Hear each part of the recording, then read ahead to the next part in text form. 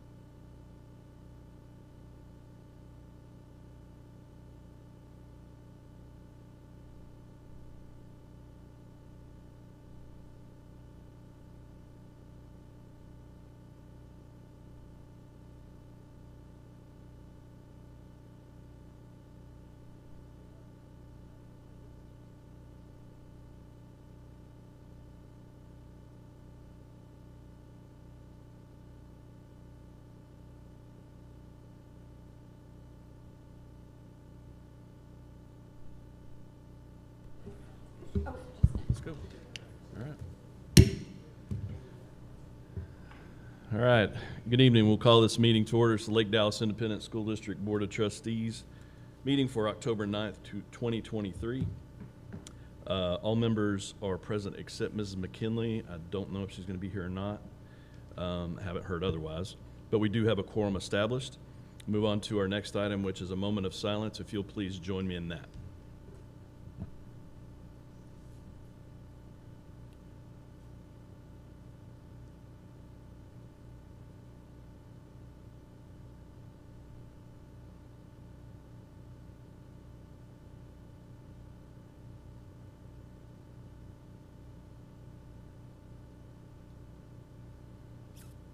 Thank you. Now, if you are able, if you'll please stand, and we will have our pledges of allegiance.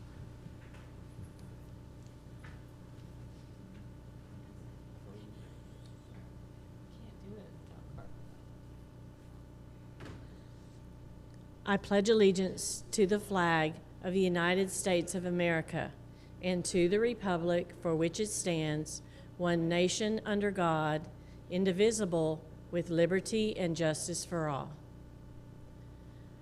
Honor the Texas flag. I pledge allegiance to thee, Texas, one state under God, one and indivisible.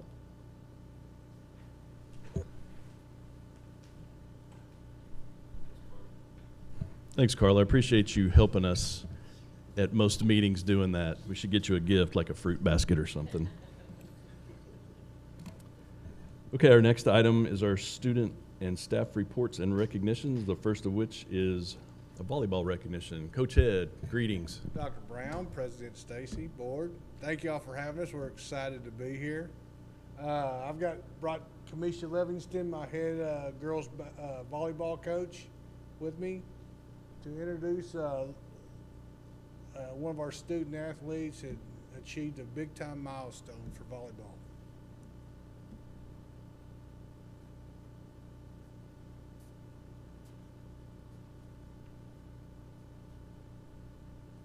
Thank you for having us today. It is a pleasure to introduce Deborah O. She is our back row leader and one of our hardest working volleyball players at Lake Dallas. She has continued being persistent for all 4 years at the high school and was able to reach a milestone this season with 1,000 digs against Denton Ryan. To clarify how large of an honor this is, a dig is only awarded to a player whenever the player passes the ball which has been attacked by the opposite team. With her playing at such a high and consistent level, I know she can definitely reach 1,500 kills digs before the season is over. I can say it has been an honor and a privilege to coach this young lady. Thank you, Deborah O., for all of your hard work and dedication.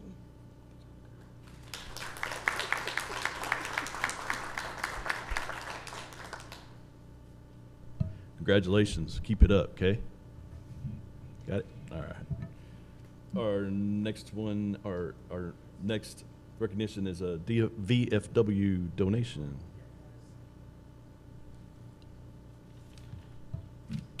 Hello, Dr. Brown, President Stacy, and the board.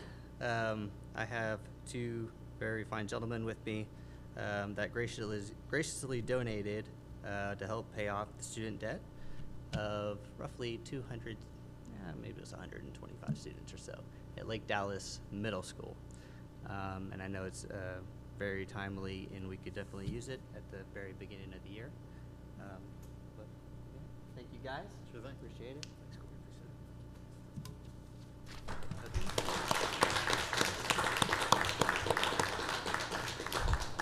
We appreciate you guys. Every little bit helps. Thank you very much. Oh. And we now have everybody present. Welcome, Ms. McKinley. All right, our next recognition is HR Day. Ms. Carla, you want to stand? Did you not read the agenda? So in your packet, you have a proclamation by the governor. And if you don't mind, I'll read that in honor of Human Resources Day. Human resource professionals are a key component of our educational system, and they support school districts in every size throughout the state. Guided by emerging practices, human resource professionals in education are responsible for hiring, retaining, and developing faculty and staff. This ever-changing profession confronts many challenges, such as population changes, internal staffing requirements, and external factors. But time and time again, human resource professionals rise to the occasion in order to give students the best possible education. At this time, I encourage all Texans to recognize the importance of human resource professionals in education and to celebrate the impact they make on students, educators, and schools. Their dedicated efforts will be of great use as we work together to build the Texas of tomorrow. So Ms. Carla, as you guys know, is the lead for our Human Resources Department and does a phenomenal job of keeping up with all the ins and outs and ups and downs and everything that goes on and trying to recruit people and retain people and hire people along the way. And so she does have 2 staff members that work with her, Robin, who is unable to be here this evening, and Melissa, who just left her for us. So, so thank you, Carla, for everything you do for our students and our staff. Thank you. Appreciate it. Yeah, I know that is one busy lady, aren't you? All right, our next item is recognition for Principals Month. Dr. Brown. Yes, and we have our 5 wonderful principals. If you guys would stand, please. And I'd also like to read the proclamation from the Office of the Governor as well. Educators equipped our next generation of leaders with the skills and knowledge they need to succeed. The Texas education system depends upon leadership of dedicated principals who guide their schools to excellence. The commitment, discipline, and support that principals provide ensures student success. Principals must fulfill many needs to make school effective and to promote student accomplishment. In collaboration with teachers and staff, principals set high academic standards, adopt best practices, and assure compliance with state and federal requirements. Effective principals also function as communicators, policymakers, disciplinarians, and budget analysts. Principals devote their time to schools. Principals' devotion to their schools make me proud to call them fellow Texans. Each year, the month of October is set aside to honor principals and to recognize the indispensable role they play in our educational system.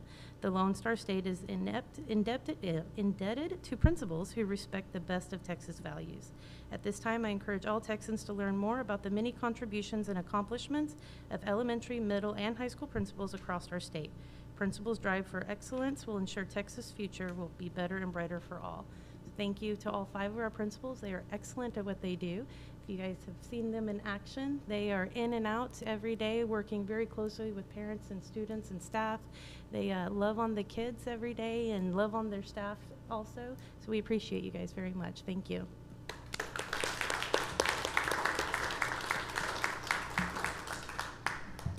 All right, our next item is Teachers and Employee of the Month. Dr. Brown.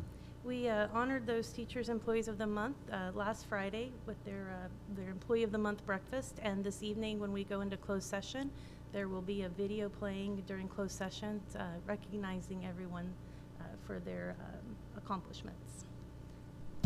Thank you very much. Our next item is our executive session. The open session of the meeting will adjourn. The Board of Trustees will reconvene an executive session pursuant to one or more of the sections of the Texas Open Meetings Act, Chapter 551 of the Texas Government Code. The Board of Trustees will reconvene an open session to take any final action, decision, or vote on a matter deliberated in executive session, and it is 5:38.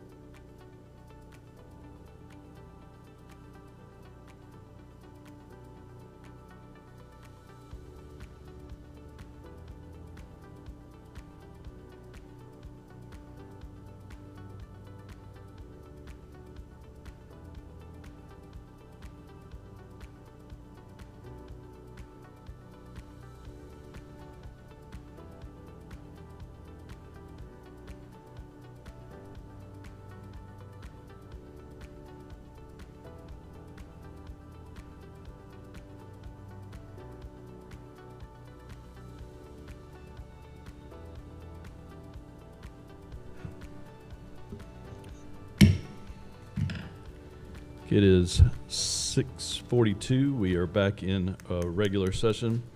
Our next item is public comment, to which we have no one signed up, so we'll move on to our next items, which is our information item. First of which is the strategic plan update, 2022-23 STAR and accountability.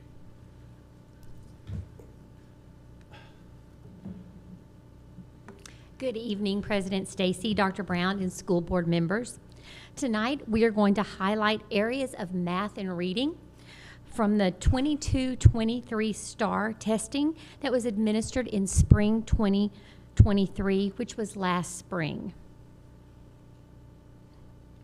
We know that currently there are many conversations, disagreements, and opinions about STAR, accountability, scoring, and results. While these are being discussed in courtrooms and at the state level, tonight we will focus on the overall achievement of our Lake Dallas students, which is Domain 1 for STAR, that is all students, all tests. The other two domains of STAR that count within our accountability are Domain 2, a very important domain, which measures the progress and the growth of each and every one of our individual students. And Domain 3, another very important domain that calculates the results for all of our subpopulations and how they're doing in Lake Dallas ISD. But these have been delayed by TEA and are being reviewed on how they are calculated and scored. Domain 2 and 3 are also being deliberated in upcoming courtroom cases. So tonight, our student success objective within our balanced scorecard will focus on Domain 1. And we're going to start with looking at how many tests were administered in Lake Dallas for STAR in spring of May 2023. That is 6,029 STAR tests. It just makes us think for a minute. Within those 6,029 total tests, there were 20 tests across 9 grade levels. 75% of those 20 tests were math and reading. The others were weighted with science and social studies. The 4 content areas are math, reading, science, and social studies, and they go across grades 3 through 11.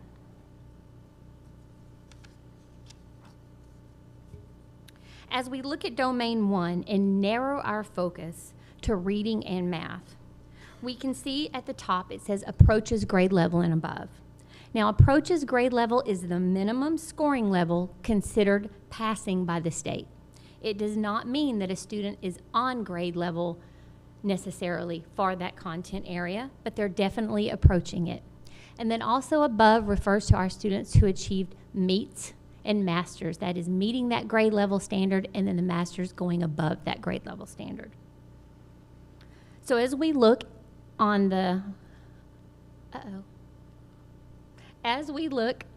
on the left-hand side for 21-22, we see all students in Lake Dallas ISD scored 76% at approaches and above for reading.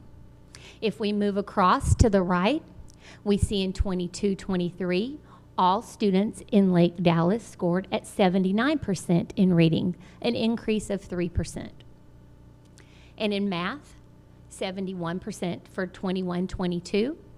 And as we go across, we see 71% for 22-23. And before we think that's the very same, we're going to take a look at the differences in the tests and talk about those. It's not the same just because it's the same percentage. And teachers are digging in right now, teachers and principals, and analyzing this data. They're planning lessons based on student need and implementing progress measures to track student growth.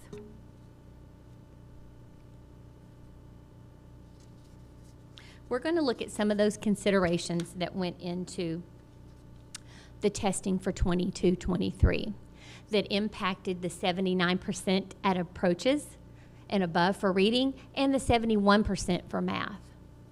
So for STAR 2023, it was the first year for online testing for all grade levels and all subjects. That included our 3rd graders all the way through our juniors. So we had our 8 and 9-year-olds on the computers all day taking the test for the very first time, and they gave their very best effort. We saw that increase in reading. Also, we saw a new test and format. So when we talk about a format, some of the questions, such as a math question, may have 2 responses to that question. And given the weight of that question, you may receive partial credit, but you may not. It was depending on if one response was dependent on another response. So it was a different format to learn and to move through. There were also written constructed responses that our students wrote for the STAR test. Then we look at a new scoring model, how it was scored, calculated, the raw scores, and what score demonstrates each level of achievement within that assessment. That all changed for 2023. And then there's the accountability formula. That's the one that's the hot topic lately. Last year, the state announced, along with the new STAR test and the format and the design, there would also be a new A through F accountability system. There's been some transparency regarding the calculation, but minimal regarding the weight and the scoring and the formula within that A through F system. And it's also been indicated that the 21-22 accountability could be updated according to that new system. This is part of the ongoing delay and controversy. These changes took place throughout the year. Even after tests were administered, changes to scoring, cut scores, and calculations were still being determined. So after the students finished taking the test, these decisions were still being made. On the accountability manual, this manual is not yet finalized. It still is a preliminary manual for the STAR test of May for 2023. So that is one reason why the scores were delayed and now on hold. Specifically for our Domain 2 and Domain 3, our progress measures to see that year-over-year growth, and for our sub-pop that indicates progress for all of our populations. And according to TEA, we can anticipate ratings to go down, even if performance remains the same or possibly improves. So we're going to look at the difference, one small difference between the 22 and the 23 version. So this is from 3rd grade reading. And if we take a look, the light blue is 22 and the dark blue is 23. So we have our students who met that approaches level in 22, and they were required to have 17 correct responses. In 23, they were required to have 18 responses correct for the same rating, for the same score. For our meeting grade level, in 22, they had to have 25, and in 23, they had to have 28. That's 10% higher than the year before. And then if we look at that master's level, students who are advanced, it's a 30% increase in the number that you had to have correct, 9 more for the same score.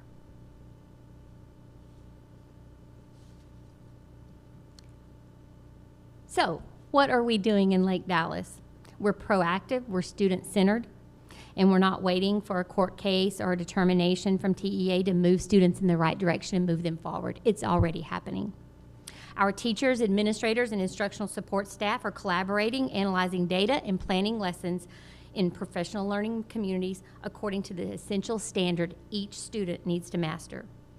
Data drives these instructional decisions for each student, resulting in rock-solid Tier 1 classroom instruction and focused, targeted improvement plans, intervention plans, and systems to monitor the progress along the way.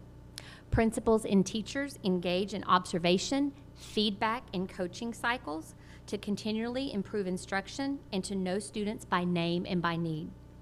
And central services provide support and resources to campuses through coaching, data, instructional support, and professional development. We celebrate the successes and progress and continue to build on what is working and what we see in the data, as well as focus on areas to continually support student achievement. Thank you. Any questions? Thank you very much. Any questions, comments from the board? I guess not. I appreciate you Thank you very much.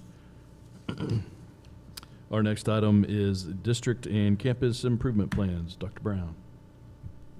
We have Mrs. O'Sullivan and our 5 principals during Principals Appreciation Month are here to present to you a snippet of their campus improvement plans. We know that you guys have access to it ahead of time, and so the principals worked with Mrs. O'Sullivan to choose the part that they wanted to share with you that was most important to them. So know that, I know you can see it on your handouts, that those are very lengthy improvement plans. They put a lot of time and effort into that, and we appreciate it. And so they're just going to share one piece of it. So don't think that this is their whole plan, right, guys? So, Mrs. O'Sullivan? So President Stacy, Dr. Brown, and school board members, tonight we are presenting an overview of the district and campus improvement plans. You have been provided with the electronic copies of the full plans for the district and each campus. Tonight, principals will highlight goals within the district improvement plans and provide meaningful connections and alignments between the district and the campus goals and our strategic plan. First up is Ms. Bryant, principal of Shady Shores.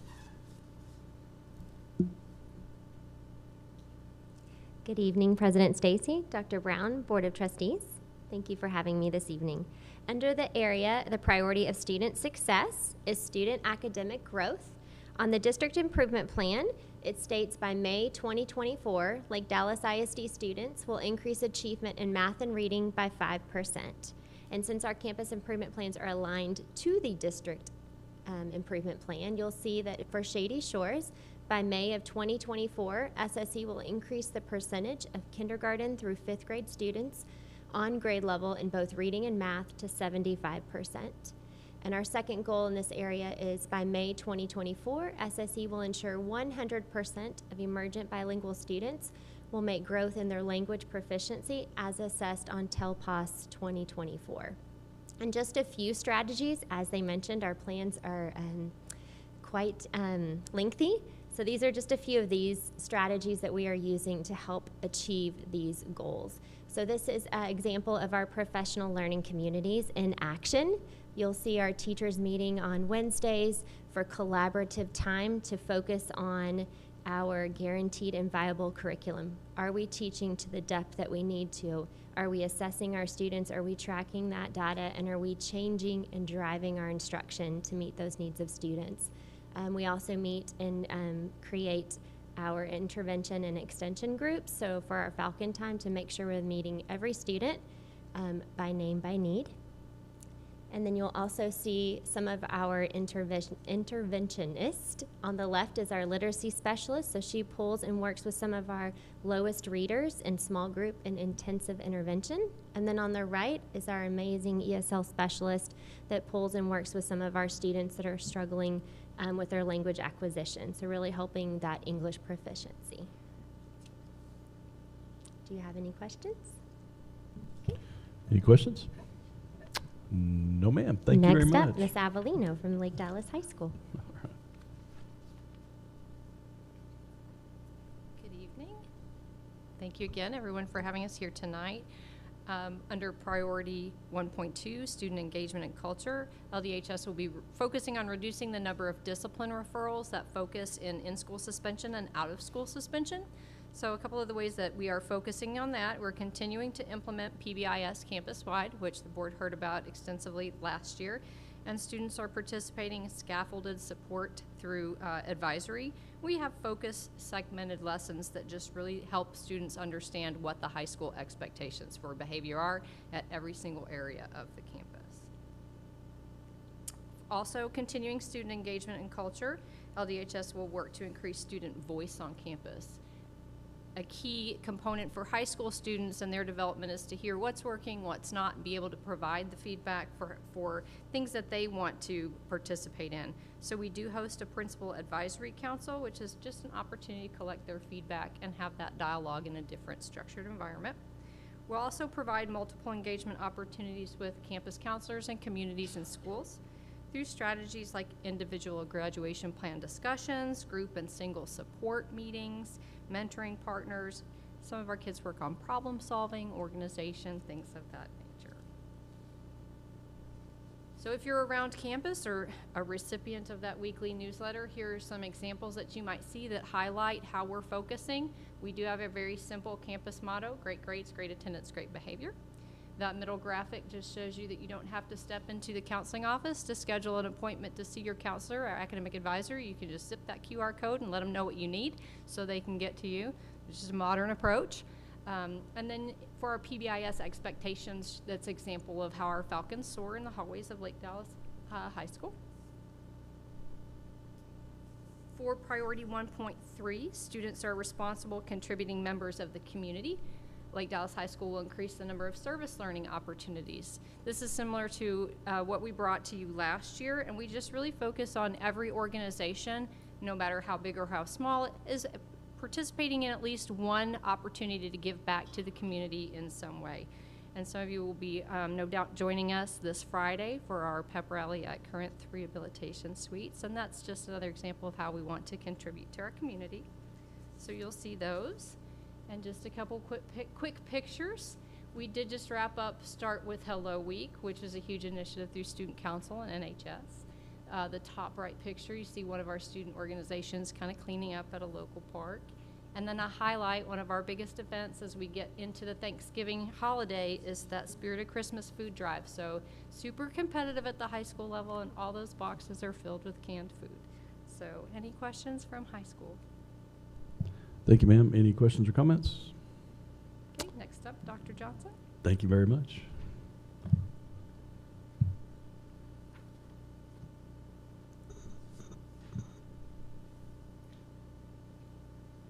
Good afternoon, everyone.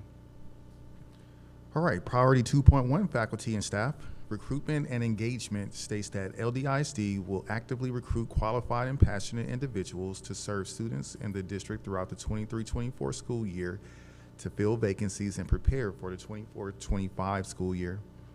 LDISD will also increase the percentage of staff retained for the 23-24 school year. What does this look like at LDMS? We have set our goal to retain 90% of all campus professionals for the year. We are looking to utilize mentor teachers within our own building to support those who are new to campus, communicate in a timely and accurate manner, and develop a recognition and reward system across the campus and social media. We have already implemented some of these strategies through the use of the Teacher Employee of the Month program, 3 Cheers system where teachers shout out their fellow colleagues each week in the Friday Daily Reminder, the weekly newsletter where staff and students are highlighted, and supporting new teachers with content and grade level mentors. Ultimately, our goal is for our teachers to feel valued and have a sense of belonging where they want to continue to be at LDMS. On this slide, you can see what our 3 Cheers form looks like, which goes out every Thursday. In the top right corner, you can see our recognition of our October Teacher of the Month, Mr. Fabro. And in the bottom right corner, you can see our teachers working together during PLC time to meet the needs of our students. Any questions about 2.1? Any questions or comments from the board? All right. No, sir. Thank you very much.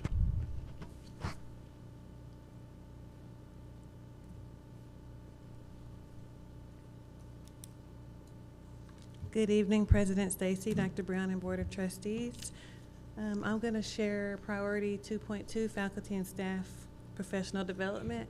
So the district improvement plan goals include LDISD will provide mentors to all new teachers and provide mentor training to 100% of mentor teachers. And LDISD will create a district plan for professional development for all staff.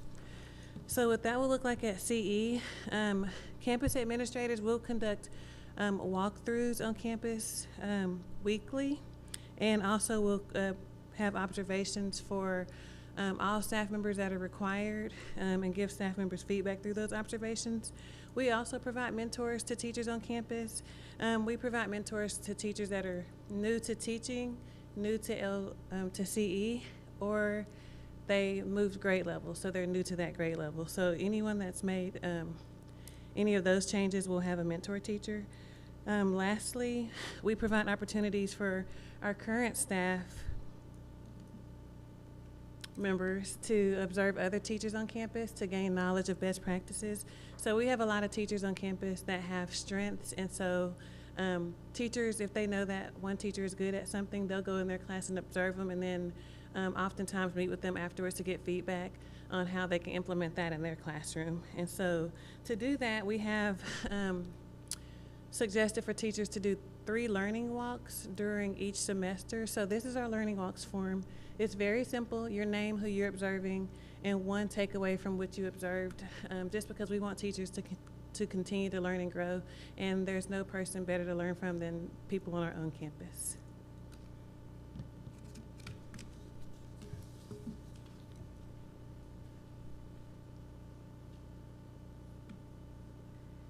Good evening, Dr. Brown and Board of Trustees. Priority 2.3, Faculty and Staff Engagement and Culture.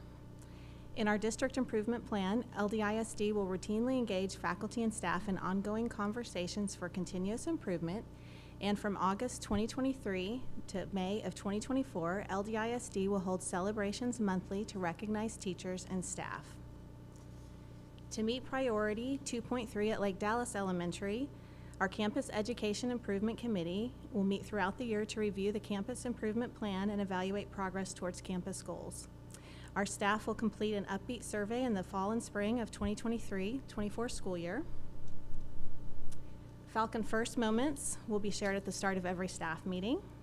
Our staff receive shout outs of recognition from their peers and administrators in the weekly staff newsletter, and our staff are recognized and celebrated on a regular basis through teacher rewards and PBIS. On the screen, you can see some pictures from one of our staff celebrations last school year. We celebrated great staff attendance during the month of February with ice cream floats.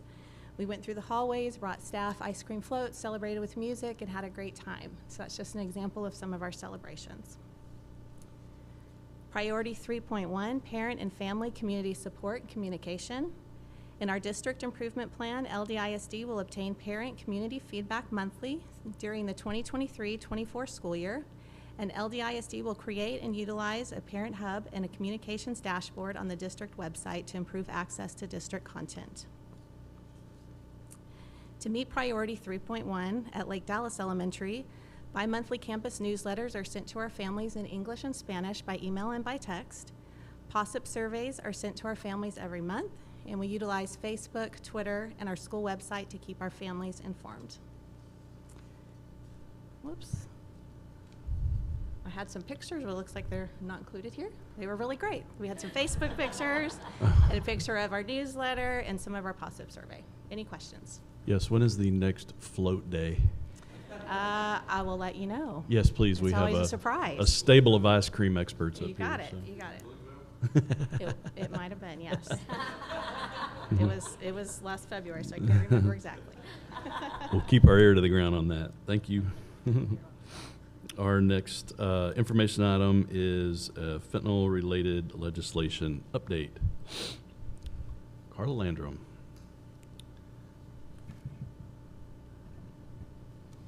Good evening, Dr. Brown and Board. I first want to pass along that our Health Services Coordinator, Nurse Lisa Walraven, sends her regrets that she was not able to join us tonight. She's at a conference. So the purpose of this report is to provide an update. Let's see. Hold on there. There we go.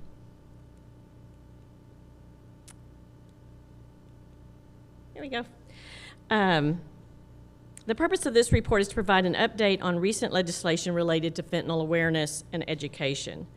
And I do want to pass along that we anticipate an update to policy FFAC in the coming weeks, so we're planning to present additional information to you at a future board meeting. And that policy FFAC deals with the administering of medication. So the first legislation to discuss is House Bill 3144. House Bill 3144 establishes the month of October as Fentanyl Poisoning Awareness Month. And in addition, TEA has updated the Fentanyl Response Communications Toolkit available to districts to assist with fentanyl poisoning awareness efforts. Plans are being made to include fentanyl poisoning awareness as part of our district's Red Ribbon Week activities. Next is House Bill 3908. This legislation lays out requirements for the district's School Health Advisory Council to recommend the grade levels and curriculum to be used for instructing students regarding the dangers of opioid use. It also adds new Texas Education Code 38.040, which requires districts to provide that instruction to grades 6 through 12. Curriculum determination for the instruction of the dangers of opioid use requirement for students is still under consideration in this district while we await further information from TEA. However, as health is a required course for every Lake Dallas High School graduate, this instructional requirement will be included within the scope of that course. Current health TEKS include instruction on substance abuse, including opioids, and the impact on the brain and body. And lastly is Senate Bill 629, the purpose of which is to support efforts to prevent or reduce deaths from opioid overdoses or other opioid-related harms, including through increasing availability or distribution of naloxone or other opioid antagonists. And I've included some definitions just for reference. Naloxone is a rapid responding medication known as an opioid antagonist. Naloxone is used to reverse opioid overdoses, and it's often referred to as Narcan, which is the brand name of the medication. So here's some highlights of Senate Bill 629. The legislation includes a section regarding the maintenance, administration, and disposal of opioid antagonists. Under Senate Bill 629, districts are required to adopt and implement a policy for those campuses that serve students in grades 6 through 12, but may also include campuses that serve students in a grade level below grade 6.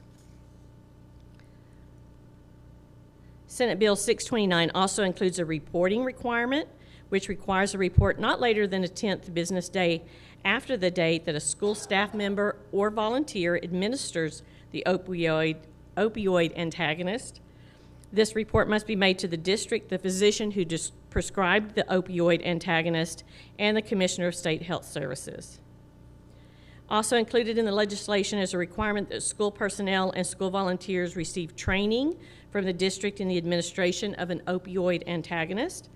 And this training must include information on signs and symptoms of overdoses, administering the medication, implementing emergency procedures after administration of the medication, and disposal of the medication.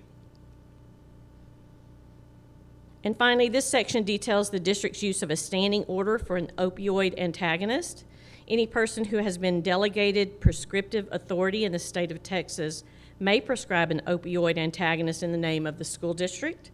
In addition, districts may accept gifts, grants, donations, and federal and local funds to receive opioid antagonist medication. Governor Abbott launched the One Pill Kills campaign on September 6th to help provide an allotment in order to provide naloxone to every district in the state. So the Lake Dallas ISD School Health Advisory Council met last week and was able to make these recommendations regarding the following. Dr. Buchanan from the Denton County Health Department will create a standing order for an opioid antagonist for the district. Opioid antagonist units will be located at every instructional campus, including DAP, so the decision was made not just for the secondary campuses. Every clinic, the principal's offices, the assistant principal's offices, the athletic trainer's office and mobile unit, and every AED box on the campuses. And as a note, we have 27 AED units that are stored in wall-mounted cabinets, and we have one unit that is mobile and utilized by the athletic trainers. Also, it's worth noting that our SROs carry units of Narcan on their person and have a unit in their offices. The units of naloxone will be maintained annually on the same schedule as AEDs. Expiration dates will be monitored in the same way that dates for AED pads and batteries are monitored. The nurses and athletic trainers keep a spreadsheet of dates and provide visual inspection at least once monthly. New dose packs of naloxone will be procured before the current packs expire. Annual training with designated staff will be provided by our district nurses in conjunction with their Stop the Bleed, standard response protocols, and back-to-school training that are performed at the beginning of each school year. And to date, the district has been able to procure 48 units at no cost to the district through the Texas Targeted Opioid Response Project. So thank you again for this opportunity to present this information to you tonight. And again, we anticipate that further recommendations from SHAC regarding the opioid awareness instructional requirement will be presented at an upcoming board meeting, either by myself or John Modica, once additional information is received. Are there any questions? Thank you very much. Is there any questions or comments? I have a comment, sir. Yes, ma'am. This will require an updated board policy. So what you saw was the recommendation from the committee, and so next month we'll bring you an updated board policy to take as an action item. So if you have any questions or concerns about what the committee is recommending, then we would appreciate that feedback now so that we can make sure the policy is written correctly.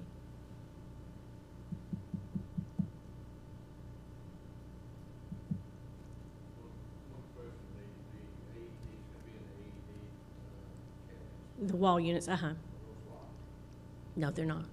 Not that I'm aware.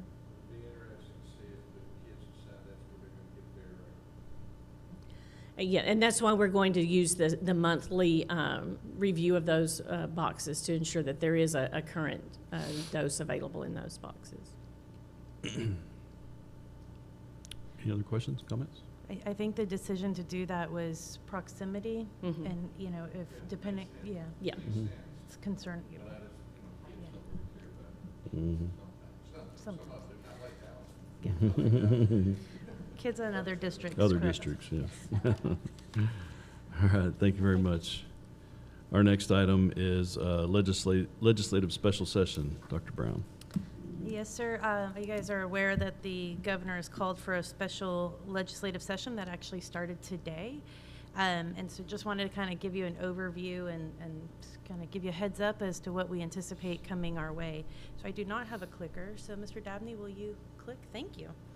So the proclamation that came out, there was obviously the very first item on the proclamation was the governor prioritized providing educational savings accounts for all Texas school children.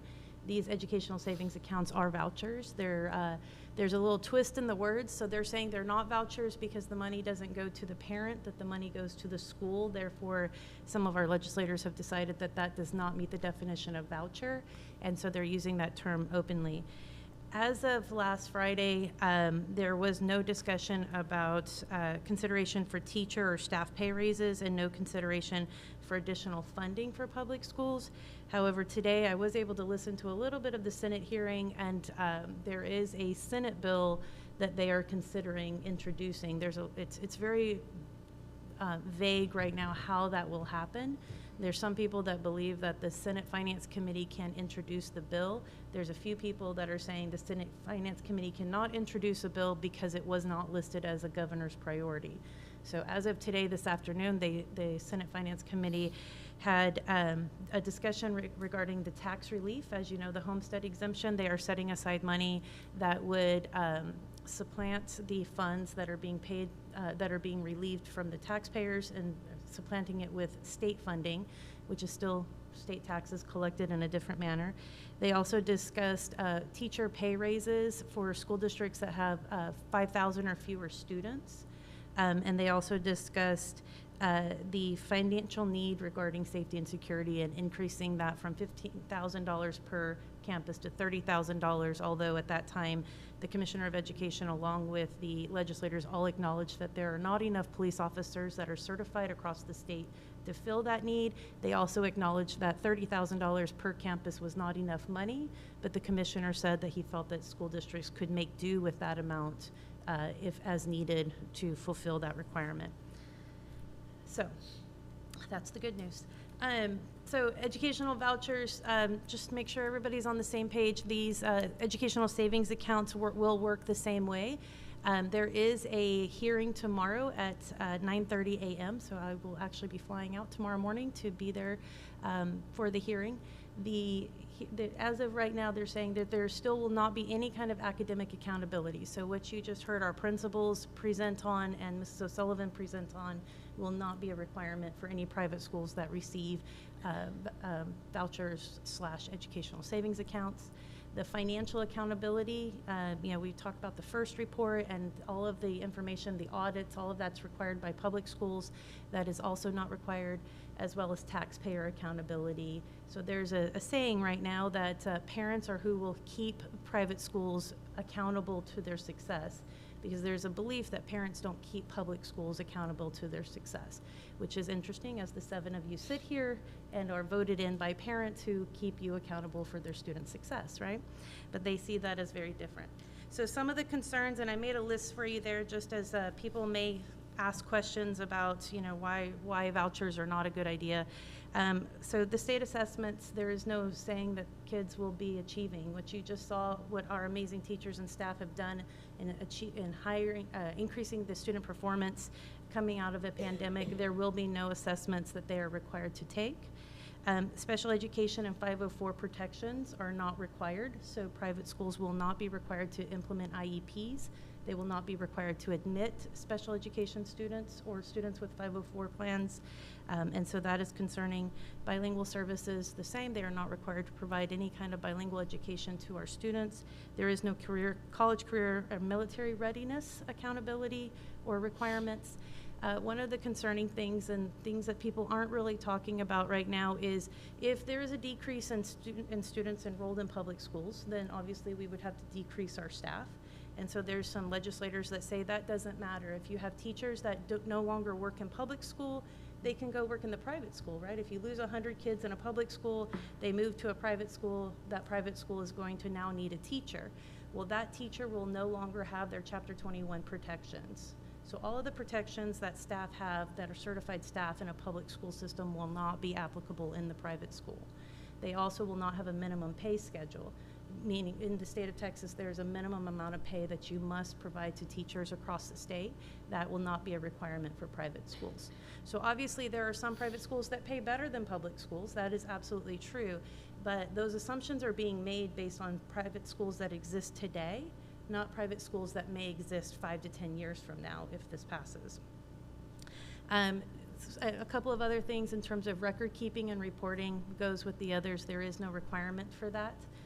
They will have to report the students that are enrolled, but there is no plan. There's some wording that says that if the child withdraws, that the school will not receive the funding from the comptroller's office.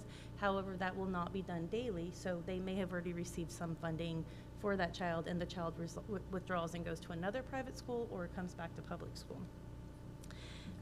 Building facilities and bonds, the accountability to taxpayers regarding the bonds, which everybody in here is very familiar with. So they will be able to use public money to purchase and pay for buildings. That building no longer belongs to taxpayers. The buildings in Lake Dallas ISD belong to the taxpayers of Lake Dallas ISD. If we were to sell a building, that money would go back and be used within the scope of the school district. In this case, this is a private entity, and in some cases, similar to what you see in charter schools, it is a private company, and they're able to use public funds for their buildings and for their facilities. And so if that school were to close, that building that was purchased or built or being maintained by public funds will no longer be available to the taxpayer. It will belong to the private industry. Parent rights and information. There's a lot of information out there that vouchers are in support of parent rights, parent choice. However, parents are actually not the ones in control. Parents are the ones that may apply to go to the private school, but there is no guarantee that your child will be accepted into that private school. They are allowed to have selected enrollments. They are allowed to force withdrawal of students if they are not meeting the criteria, and there is no regulation regarding tuition rates for students. So right now you can see there's a very long list out there publicly of what the tuition rates are. Right now, one of the rates may be $8,000, which is the set amount for a savings account, but there's nothing stopping private schools from increasing that tuition rate as they see fit, so that it's $8,000 right now. They'll collect $8,000 from the state. Now they're going to charge the parent also $8,000, so they're now going to raise their tuition. What cost you $8,000 last year may cost you $16,000 this year. There's another famous saying out there, my money, my choice. And so here's just a snippet. You'll remember this top piece was a piece that was put out when Wes was doing our tax information. From there, you can see that the average taxes for Lake Dallas ISD, the average taxpayer is paying $3,258. The voucher is an $8,000 voucher.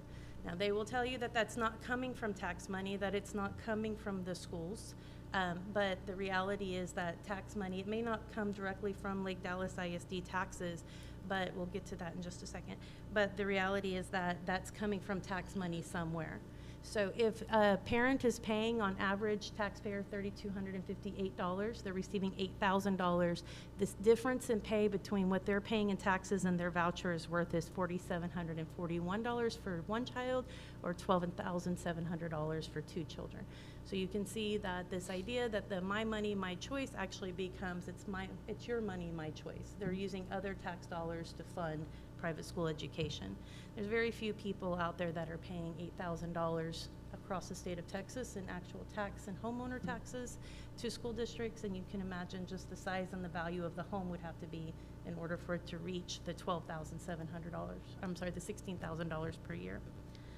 So some of the considerations for our taxpayers, one is obvious, the less local control of the community schools. So as public schools are closing, people like you that are elected officials to represent the taxpayers become less and less because the private schools establish their own procedures, similar to what you see in charter schools. If you see a lower public school enrollment for places like Lake Dallas ISD and other places that are in recapture, what you'll see is as your student enrollment decreases, your recapture amount is increasing. So more and more of your local tax money, if your enrollment is dropping, more of your tax money is going back to the state and becomes available for schools, other programs outside of Lake Dallas ISD where the taxpayers are being charged that amount. And then I mentioned previously the loss of public funds being used on their facilities. So as part of the recommendation for what to do next, there's obviously contacting our representatives is very important. One thing that was shared with us is that then you'll see a lot of kind of pre-planned emails, pre-planned scripts for people to read. A lot of organizations are saying that's no longer a great idea. You should call, pick up the phone, and in your own words, explain why you're upset and why you want your tax dollars not to be utilized for these programs, because they're disconnecting between these kind of form letters, if you will, saying that people are out there just filling them out repeatedly, that it's not actually each one does not represent an individual. The other thing that was recommended, and I put tweet, and I know it's X, but I refuse to call it X. So to tweet, post, and share, and contact via social media. Apparently, representatives really don't like their names to be tagged on social media, and so they seem to be paying more attention to that than they are some of these form letters. So we have tomorrow will be interesting.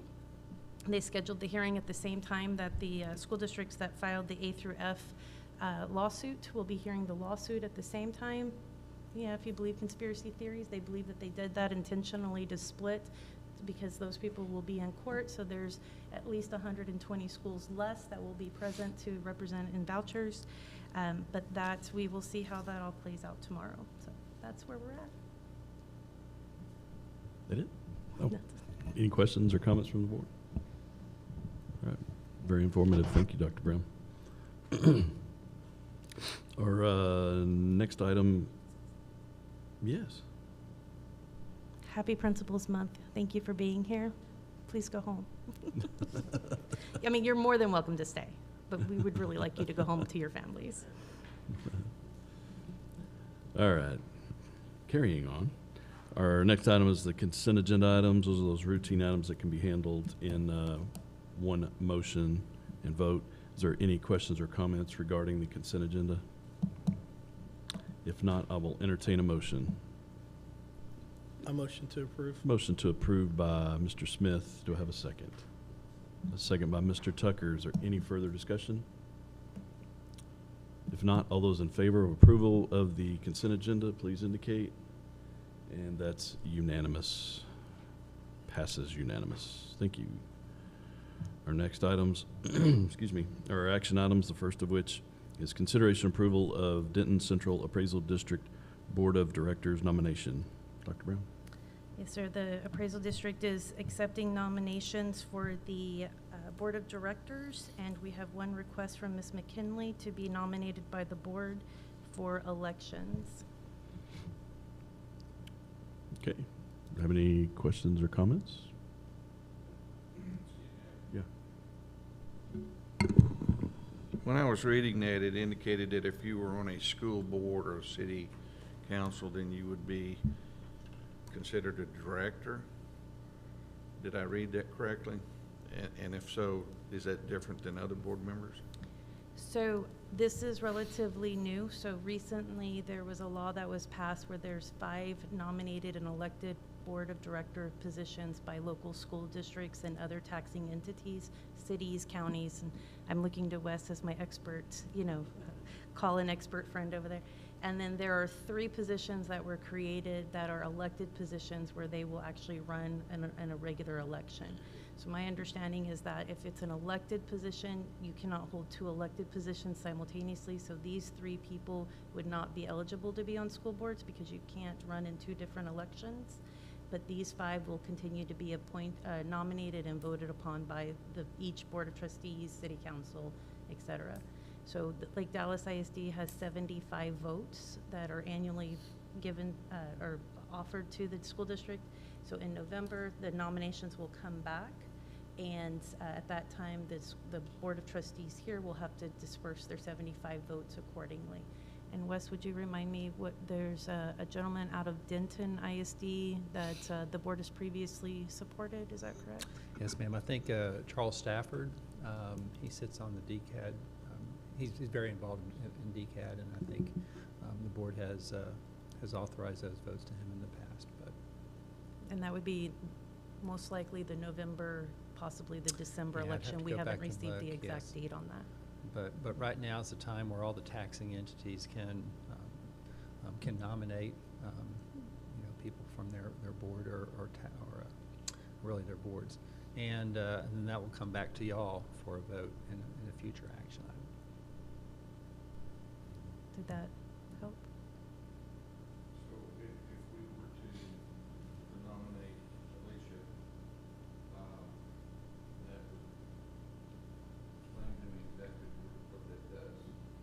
Okay. Put her in a pool that has to be voted on by everybody else. That's correct. Step 1, DCAD sent out information to all the taxing entities saying it's time to nominate, so we're accepting nominations. So that's an action item that all the boards and the taxing entities have the ability to do.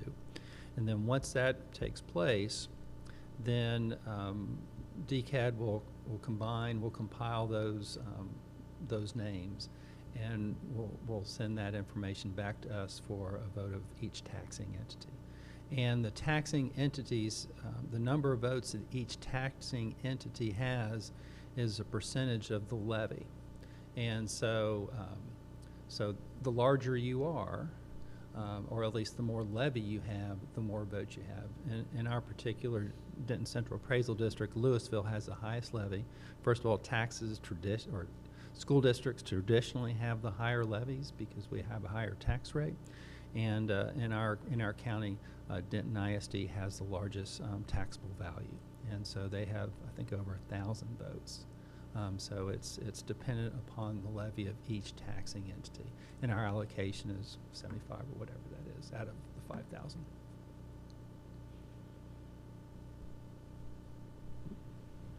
All right. Any other questions or comments? So we need to nominate, if I understand, we need to nominate her. Yeah, I'll Okay. consider a motion on nomination for Ms. McKinley for DCAD. Okay, I'll make that nomination. Nomination by Mr. Baird. Do I have a second?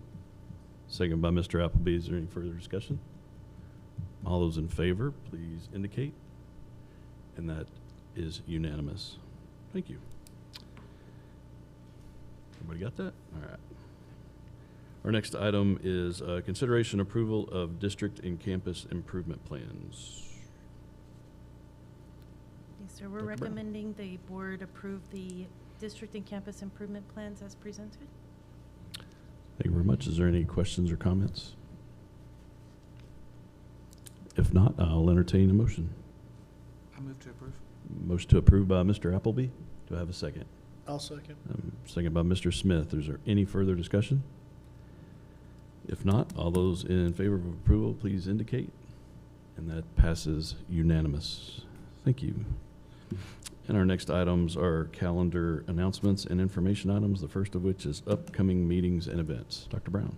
Yes, sir, you have attached a calendar of upcoming meetings and events, and I would also bring your attention to the invitation for November the 4th for the Team of 8 training scheduled from 9 a.m. to 12 p.m.